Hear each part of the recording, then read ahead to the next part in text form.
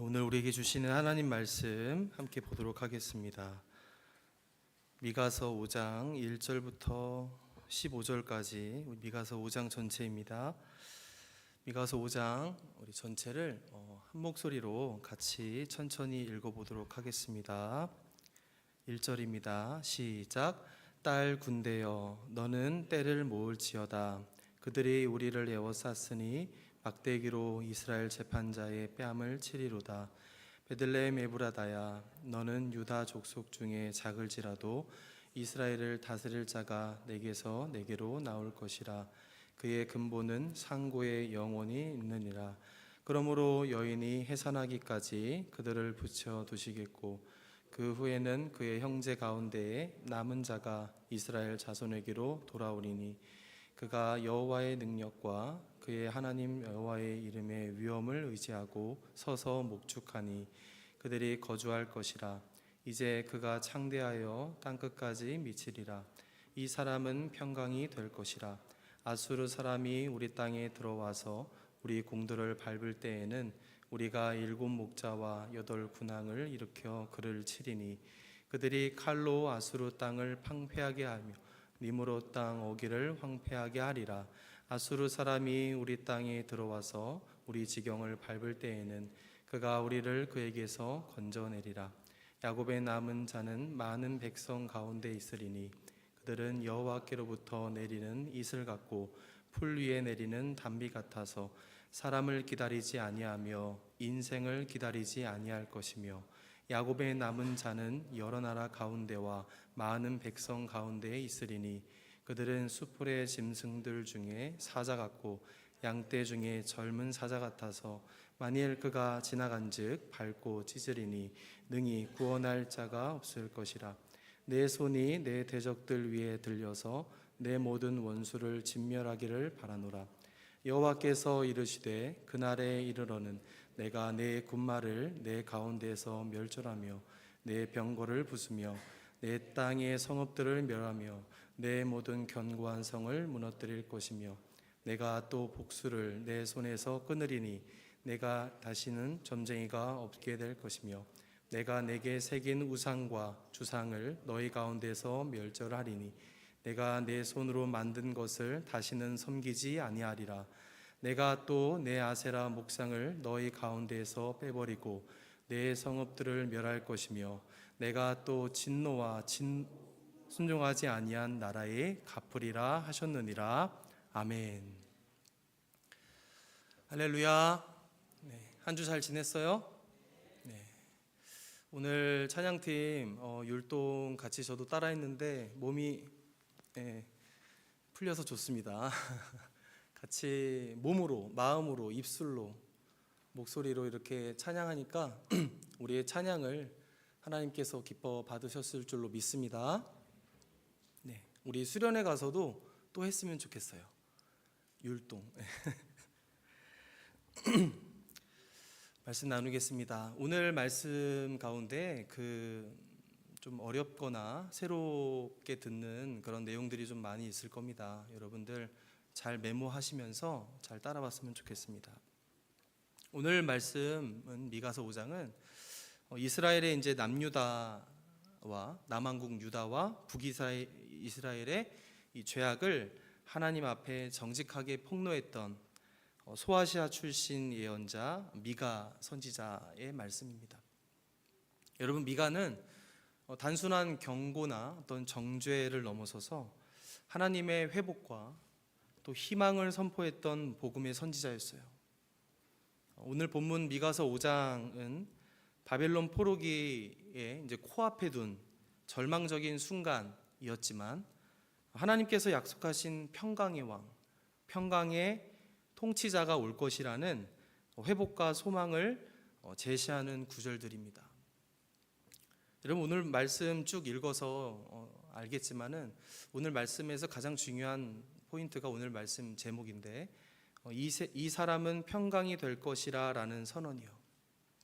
여러분, 당시에 이스라엘 백성들이 경험하고 있었던 것들이 여러 가지 있었습니다. 정치적인 불안이 있었고 사회적인 분열이 있었고 영적 무기력이 있었습니다.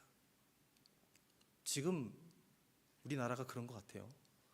정치적인 분열이 있고 불안이 있고 사회적 분열이 있고 영적인 무기력이 있습니다. 그런데 이 모든 것들을 진정으로 통치하실 하나님의 통치가 곧 다가온다.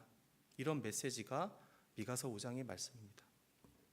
여러분, 역사적으로 오늘 본문을 좀 보면 이 미가 선지자는 기원전 8세기 말경에 활동을 하면서 남유다와 또 북이스라엘을 향해 두 나라 모두에게 하나님의 말씀을 전했던 선지자였어요. 여러분, 당시 남유다와 이 북이스라엘이 하나님 앞에서의 죄악이 끊어지지 않았던 것은 물론이고요, 그들에게 어떠한 것이 있었냐면 사회적 불의가 있었습니다. 사회적 불의가 만연했습니다. 특히 우상 숭배 문제가 심했고요, 이 권력자들의 폭력성이 아주 심했다고 합니다. 그래서 미가 선지자는 이러한 모습을 아주 구체적으로 비판했던 사람이에요. 구체적으로. 그래서 이 시대는 여러분, 아수르라는 나라가 강성해지면서 이 북이스라엘을 멸망시킨 직후와 또 직전과 직후에 해당해요. 그래서 이 북이스라엘뿐만 아니라 남유다도 곧 외세 위협 아래 놓여 있게 되는 그런 상황이 벌어지는 겁니다. 여러분, 이스라엘 백성들은 멸망 직전까지요, 자신들의 힘 그리고 자신들의 정통성에만 의지하여서 버티기만 했어요. 그러한 독하고 또 악한 그 사람들에게 미가 선지자는 이렇게 말하고 있는 겁니다. 오직 하나님의 공의와 또 하나님의 평강, 이 두 가지만이 우리에게 진정한 회복을 가져다 준다. 무엇인가요? 심판이라는 메시지와 회복, 이것을 동시에 말했던 선지자가 미가 선지자였던 겁니다. 여러분, 미가서를 문학적으로 좀 살펴보면 미가서 5장은 총 3부분으로 나눌 수 있습니다. 첫 번째 부분은 1절이에요. 1절은 한마디로 심판을 선언하는 구절입니다. 지금 적들이 포위했고, 그래서 그들에 의해서 우리가 어떠한 굴욕을 맛볼지를 그대로 표현해주고 있습니다. 그리고 두 번째 부분은 2절부터 5절까지인데 일명 메시아적 소망의 선언이라고 할 수 있습니다. 메시아, 여러분 아시죠? 베들레헴 출신의 작은 자가 하나님께서 택하신 통치자로서 일어나서 이 세상을 평강으로 다스릴 것이라 라는 이 하나님의 통치를 예언하는 거예요. 여러분, 하나님의 통치하면 우리 지난주에 시편 말씀을 통해서 나누었던 그 하나님의 통치를 떠올리면 오늘 설교를 이해하는 데 도움이 좀 될 것입니다. 자, 그리고 마지막 세 번째 부분은 6절부터 마지막 15절까지인데 이 앞선 하나님의 통치가 곧 평강으로서 우리에게 임할 것인데 그 평강이 실제적으로 어떻게 실현되는지를 설명해 주는 부분이 되겠습니다.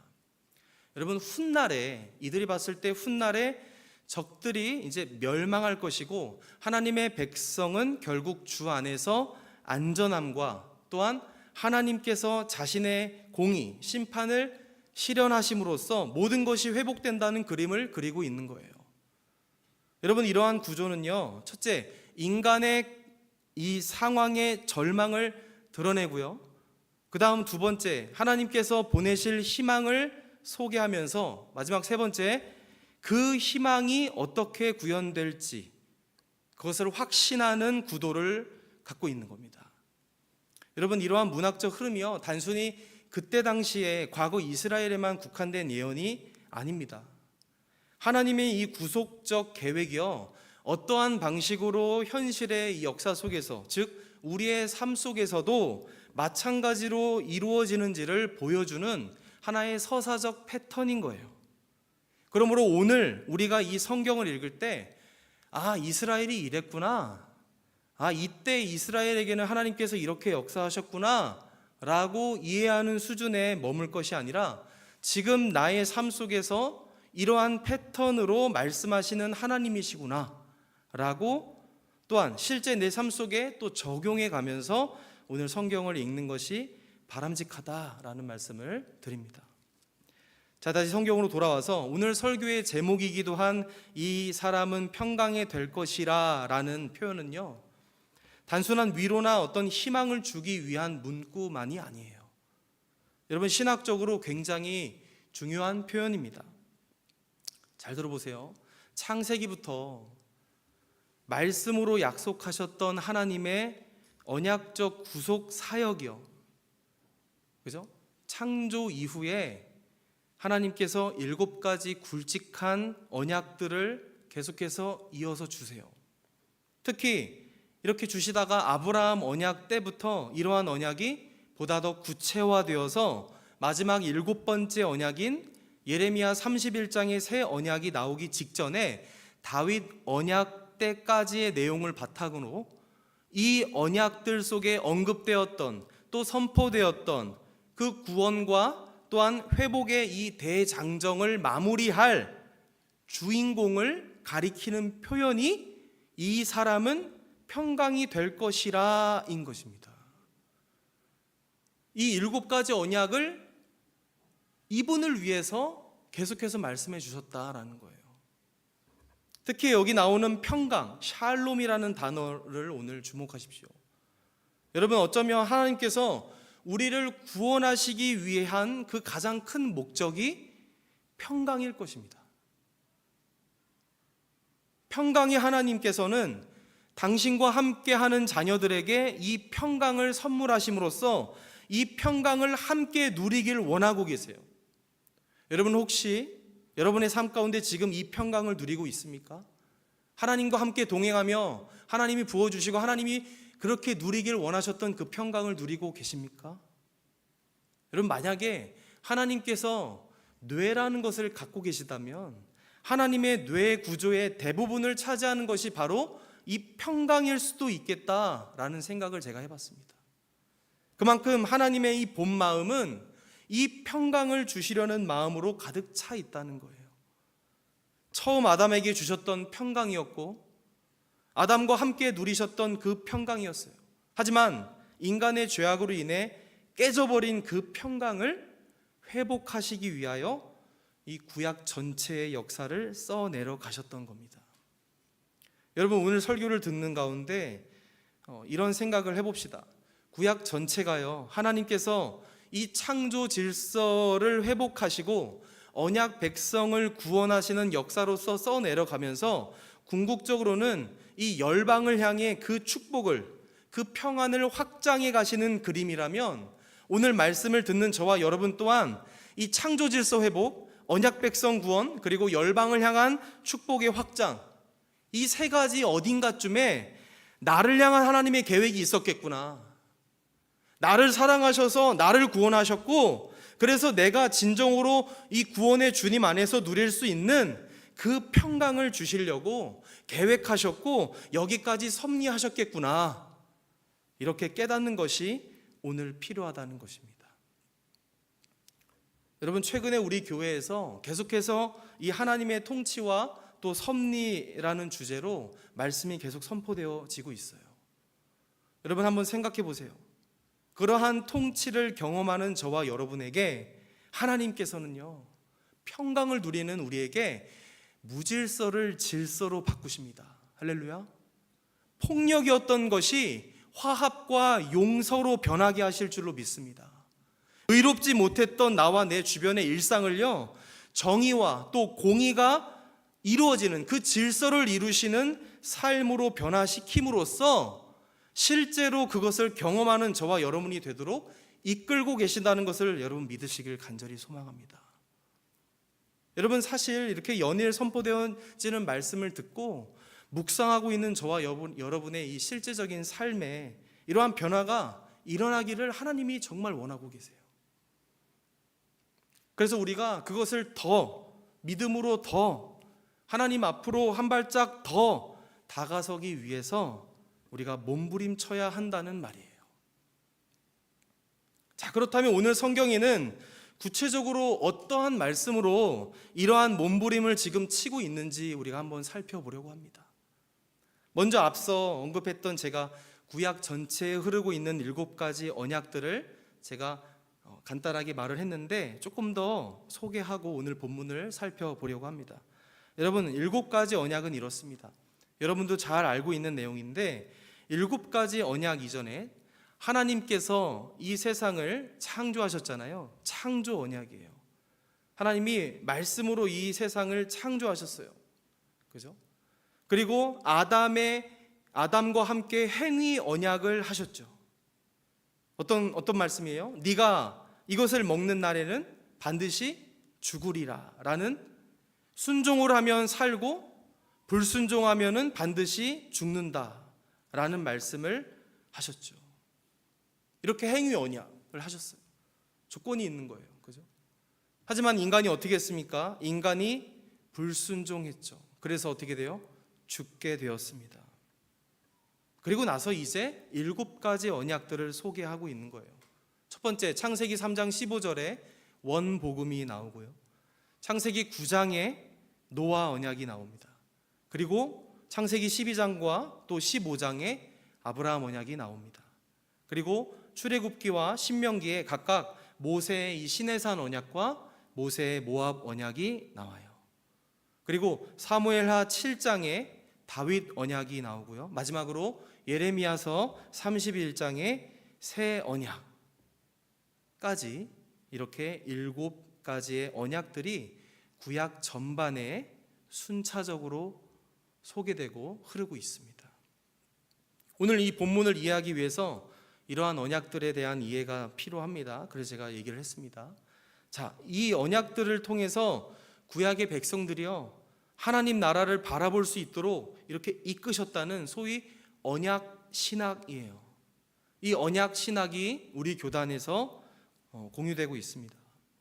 자, 이러한 측면에서 볼 때 구약의 12권의 소선지서, 오늘 우리가 읽은 미가 선지서도 12권의 소선지서에 해당하잖아요. 이제 이러한 언약들의 핵심 언약인 다윗과 맺으신 언약, 다윗 언약이 중점적으로 관련지어 미가서에서 소개되고 있는 것입니다. 여러분, 미가서 5장은 이 다윗 왕국의 몰락 장면으로 시작해요. 1절에 보면 이스라엘의 재판자의 뺨을 치리로다 라고 나오죠. 여러분, 여기 이스라엘의 재판자는 단순한 어떤 지방 관리 정도의 수준을 의미하지 않습니다. 이 재판자는 왕을 포함한 통치 권력 전체를 가리치는 표현이에요. 여러분, 왕이 뺨을 맞는다는 것은 단순한 패배가 아닙니다. 이것은 왕권 체제가 수치를 당하고 무력화된다는 것을 의미하고 있습니다. 여러분, 여기서 중요한 게 뭐냐면 이 장면이 다윗 언약의 실패를 선언하는 장면처럼 보이지만 실제로는 그렇지 않다는 게 중요해요. 1절에서 강하게 표현하고 있지만 실제로 다윗 언약이 무너진 게 아니다. 하나님은요, 다윗 왕국을 폐기하시는 것이 아니라 본래 하나님께서 의도하지 않으셨던 그 모양을, 인간이라는 존재가 인간적인 이 형태로 오염시켜버린 이 다윗 왕국을 해체하시는 거예요. 다시 말해서 하나님은 이 다윗의 왕좌를 무너뜨리시되 다윗과 맺으신 언약은 파기하지 않으신 겁니다. 그래서 미가 선지자는 이스라엘을 가리켜서 딸 군대여 라고 비하하고 있지만, 그죠? 그동안 하나님의 말씀대로 살지 못했던 왕과 제사장과 또 백성들까지 가리켜서 그들이 지금 아수르에 의해서 포위당한 이 위협적인 순간을 놓고 오히려 너희들이 자초한 거야, 딸 군대여, 너희들이 자초한 거야 라고 다소 강한 말투로 1절에서 표현하고는 있지만, 여러분, 중요한 게 뭐냐면 곧 이어서 나오는 2절부터 어떤가요? 회복에 대해서, 회복에 초점을 맞추어서 더 강하게 하나님의 마음이 담긴 말씀을 전하는 것을 우리가 볼 수 있다는 거예요. 자, 이어서 2절에 보면은 베들레헴 에브라다야, 너는 유다 족속 중에 작을지라도 이스라엘을 다스릴 자가 내게서 내게로 나올 것이라 라고 했습니다. 자, 여기 나오는 베들레헴은 유다의 베들레헴입니다. 스불론 지파의 베들레헴이 아니, 갈릴리 지방의 베들레헴이 아니라 유다의 베들레헴이에요. 하나님은요, 이 왕이 무너진 자리에서 다시 왕을 세울 거라는 메시지를 전하실 때 다시 어디로 돌아가냐면 다윗의 시작점으로 돌아가고 계세요. 베들레헴은 다윗이 왕이 되기 전에 아무도 그를 주목하지 않았던 목동의 자리였어요. 하지만 하나님께서는 아무도 주목하지 않았지만 하나님은 주목하고 계셨던 자리였습니다. 회복이 필요한 당신들의 백성들이 다시 일어설 수 있는 땅으로서 다윗 왕국을 회복하실 때 이미 하나님 마음에 딱 맞는 곳으로서 이 작은 마을 베들레헴을 지목하셨음을 여러분 꼭 기억하십시오. 아무도 주목하지 않았던 자리, 아무도 예상하지 않았던 자리를요. 자, 그리고 2절 하반절에 보시면 그의 근본은 상고에 영원에 있느니라 라고 나옵니다. 여러분, 이것은 베들레헴 에브라다에서 나올 통치자가요, 하나님의 영원한 언약과 계획 속에 속한 왕임을 의미하고 있어요. 여러분, 아까 제가 소개했던 다윗 언약이요, 사무엘하 7장에 이 다윗 언약 때 다윗에게 주셨던 그 말씀이 있어요. 내 왕위가, 너의 왕위가 영원히 견고하리라 라는 약속이 이곳 미가서에서 다시 언급하는 그 통치자에 대한 설명으로서 그들이 생각했던 통치자가 아니에요. 우리가 예상하는 그 통치자의 모습이 아니에요. 아주 작고 낮은 곳에 임하시는 하나님의 임재가 과연 무엇을 뜻하는지를 우리에게 생각하게 하시는 거예요. 자, 그런데 하나님께서 곧바로 그 통치자를 세우셨나요? 곧바로 그 통치자를 세우시나요? 공백기가 있습니다.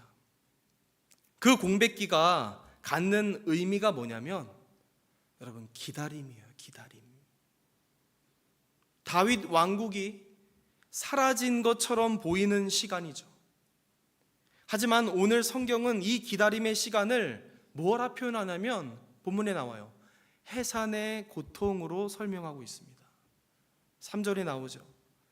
기다리는 만큼 고통은 있지만, 기다리는 만큼 실패와 좌절과 낭망은 있겠지만, 기다려야 하는 목적은 분명 멸망이 아니라 새 생명의 탄생임을 말씀하고 있는 거예요.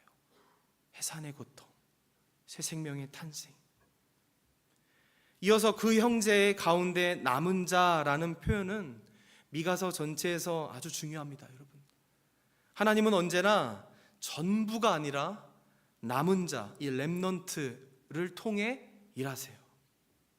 역시나 기다리는 만큼 이 다윗 왕국이 정치적으로 무너진 듯 보이지만 언약 공동체는 결코 끊어지지 않았음을 의미하고 있는 거예요.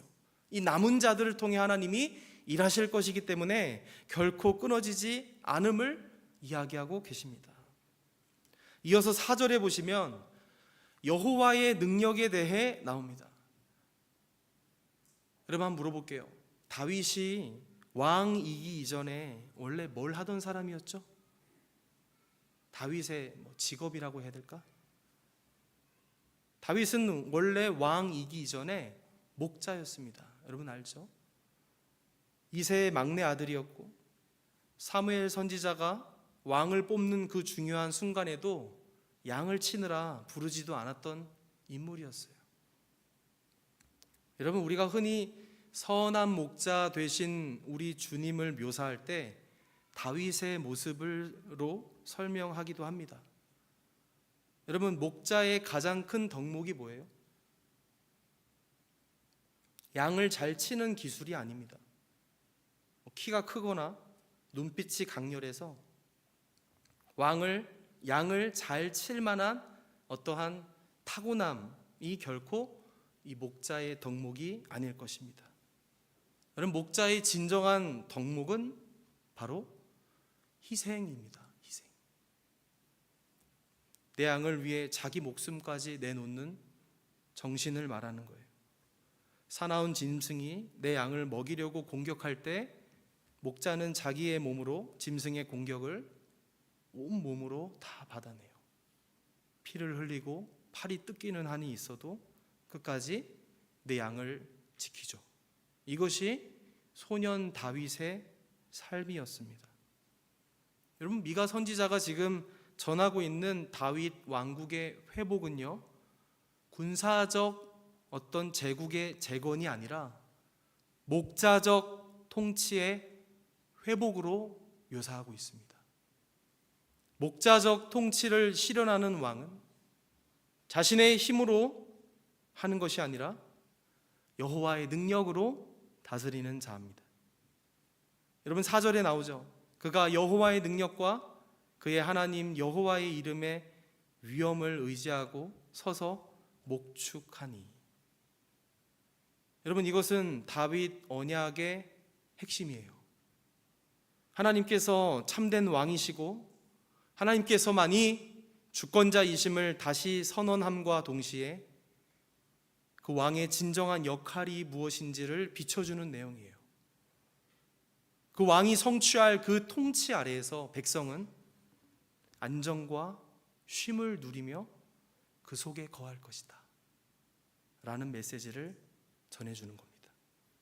자, 이어서 나오는 6절부터 마지막 15절까지의 내용에서는 새로운 왕이요, 메시아요, 평강의 왕이요, 그리고 여호와의 능력을 의지하여 그들에게 평강을 선물하실 통치자가 이스라엘을 어떻게 회복하시고 특별히 남은 자를 어떻게 회복하시며 그들을 통하여 어떠한 새로운 사회를 만들어 가시는가에 관한 내용들이 나오고 있습니다. 이제 저는 이 사람은 평강이 될 것이라 라는 말씀의 이 성경적 의미를 좀 더 자세히 살펴보고, 두 번째로 그렇다면 우리가 이 시대의 남은 자로서 과연 어떻게 살아가야 하는가, 이 두 가지를 함께 나누고 오늘 말씀을 마치려고 합니다. 여러분, 먼저 이 사람은 평강이 될 것이라. 여러분, 여기 나오는 평강은 평안한 상태가 아니에요. 평안한 상태가 아니라 여기 나오는 평강은 한 사람을 말합니다. 이 사람이 평강을 가져올 것이다 라고 말하지 않았어요. 바로 그가 평강이다 라고 말했습니다. 지금 아수르가 그들을 포위하고 있습니다. 그들은 여전히 군대를 모아서 싸워 이길 생각을 할 겁니다. 미가는 여전히 하나님을 의지하지 않는 그들의 모습을 힐난하면서 그러한 안타깝고 어리석은 모습을 조롱하는 듯 말하고 있습니다. 평강이 무엇이냐? 도대체 너희들이 원하고 바라고 그렇게 싸워 이겨서 얻을 그 평강이 무엇이냐?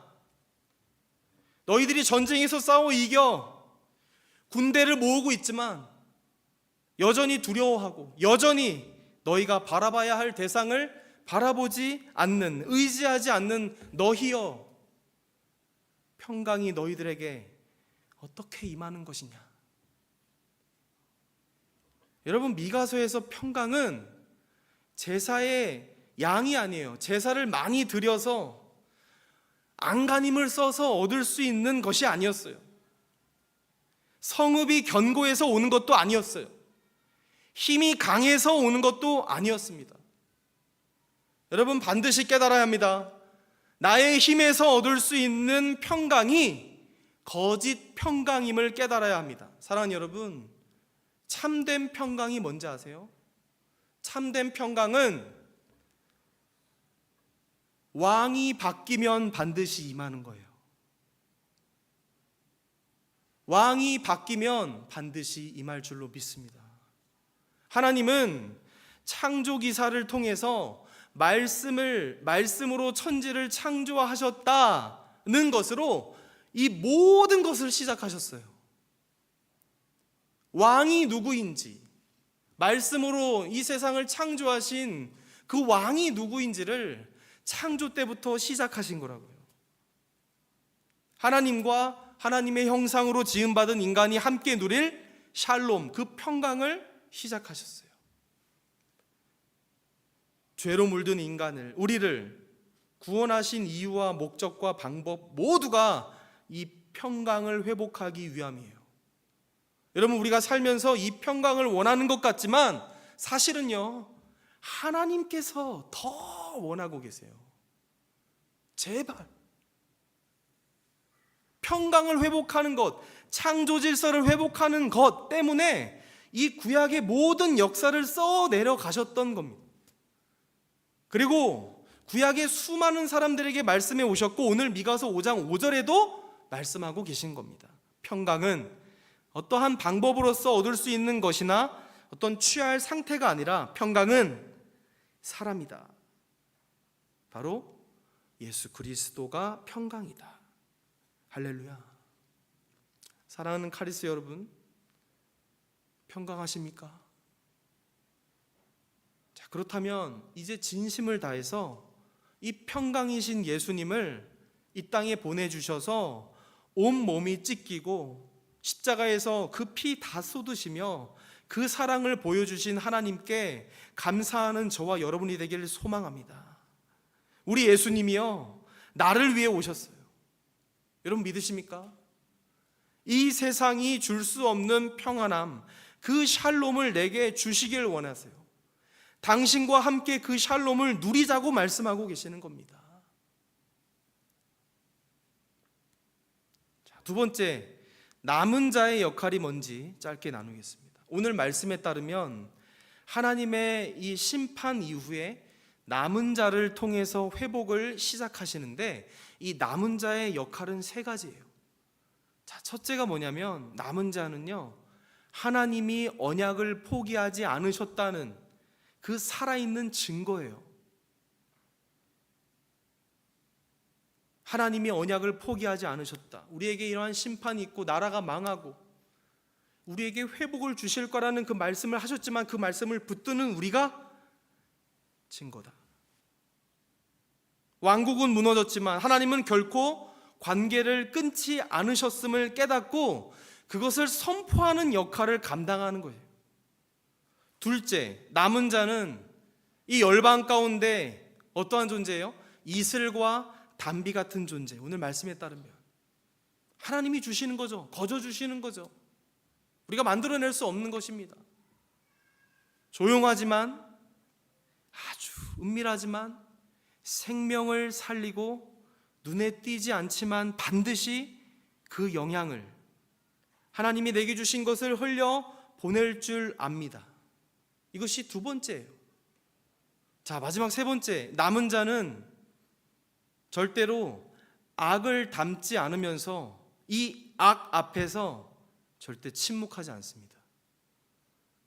폭력과 전쟁을 만드는 주체가 아니라 진리와 공의를 드러나게 하는, 나를 통해 그것을 비추시는 존재로 삶을 살아가는 거예요. 여러분, 이게 남은 자의 세 가지 역할입니다. 첫째 뭐라고요?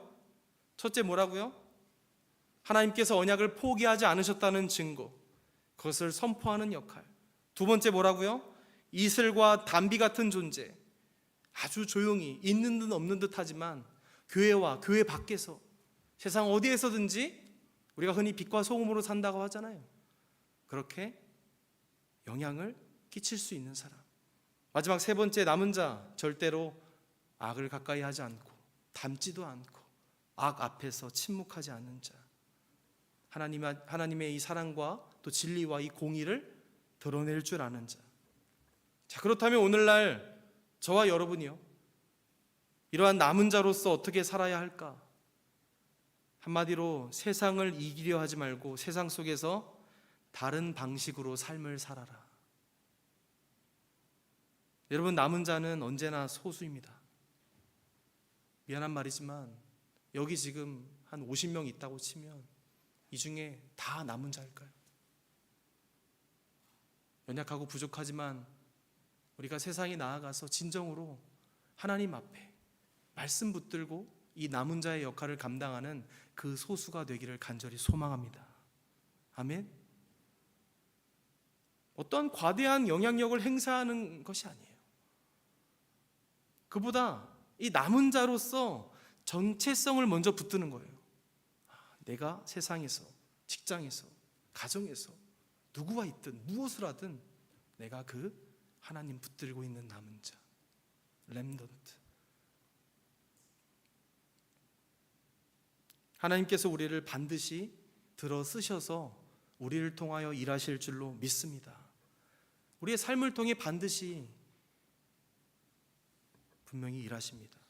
그리고 삶 속에서 이슬과 단비처럼 결코 과시하지 않아도 되는 그러한 모습으로 여러 가지 관계 속에서 사람을 살리고 세우는 그러한 말과 태도와 행동을 우리를 통해 하게 하실 줄로 믿습니다. 이번 한 주 사는 동안 이 말씀 붙들고 삽시다. 우리가 거하는 그곳에서 반드시 하나님의 이 평강의 주님이 우리를 남은 자로 살게 하시기를 주님의 이름으로 간절히 축원합니다. 아멘.